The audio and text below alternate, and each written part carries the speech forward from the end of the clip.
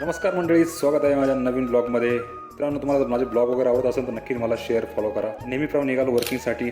Working म्हटलं काय काय कुठे कुठे दौरा असतो आपला, म्हणजे याच पॅचला किंवा त्या पॅचला जायचं. पण डोक्यात नेहमी एक विचार येत असतो की मी जे ब्लॉग करतोय लोक काय म्हणत असतील. मी लोकांचा कुठे विचार करतोय, मला जे वाटतं मी तेच करतो. लोक काय घोड्या चालू देत नाही, पाय पण चालू देत नाही, बरोबर ना. हे बघा आर्मीचे लोक, माझं पण एक स्वप्न होतं की मी पण एक आर्मीमध्ये भरती व्हावं. नंतर मग पुढे आलो तर आपला पराग भेटला. पराग सोबत भूपेंद्र पण होता. मग पराग म्हटलं की चहा होणंच, पराग म्हटलं की चहा होणारच. मग काय केला ऑर्डर, चहा घेतला तिघांनी पण चहा. पुढे आलो, मग कॉलची गडबड वगैरे होती. कॉल चालूच होते, एकामागे एक कॉल चालूच होते. कॉल चालू असताना रिसेप्शन एरियामध्ये थोडं वेटिंग करावं लागतो. वेटिंग करता करता काही ना काही विचार चालू असतो. नंतर पुढे आलो, नेहमीप्रमाणे ट्रॅफिक लागती.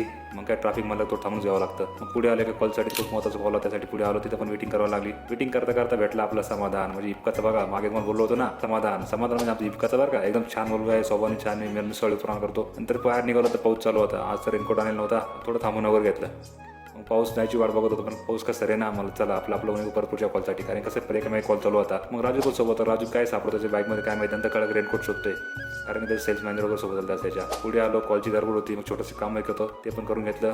हे बघा किती छान प्रकारे इथं बिल्डिंग वगैरे, बिल्डिंगमध्ये किती मोकळी जागा आहे. तर लोकांना राहायला जागा नाही, पण जागा मोकळी. पुढे आलो, पाऊस चालूच होता. मग पुढच्या कॉलला आलो, तिथं पण काही मुलं आपली बसले वेटिंग करत वगैरे. मग तिथं आपलं मोहन भेटला, म्हणजे मोहन प्यारे, खूप मुलगा छान आहे बरं का. नंतर मग निलेश भेटला.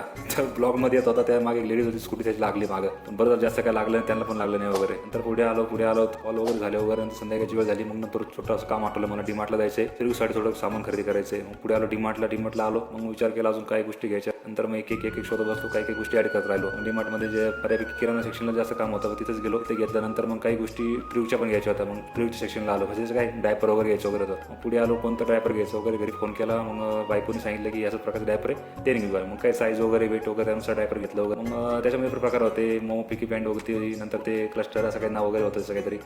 मग त्याला जे लागतं मग तेच घेतलं. मग तेच क्लस्टर असं काही नाव होतं सगळं त्या ब्रँडचं, त्याच ब्रँडचं डायपर वगैरे घेतलं. चांगल्या प्रकारे, चांगली क्वांटिटी वगैरे, क्वालिटी पण चांगली आहे. नंतर टीव्हीला म्हटलं बॉल वगैरे बघा, म्हटलं तर काय बॉल घेतला, पण काय घरात टीव्ही वगैरे काही ना काही फोटोज येते, त्यापेक्षा म्हटलं अजून तर नाही, नंतर ज्यादा कळेल तेव्हा बॉल वगैरे घेऊ. नंतर पुढे आलो, मग बिलिंग काउंटरला आलो. बिलिंग काउंटरला वेटिंग होती.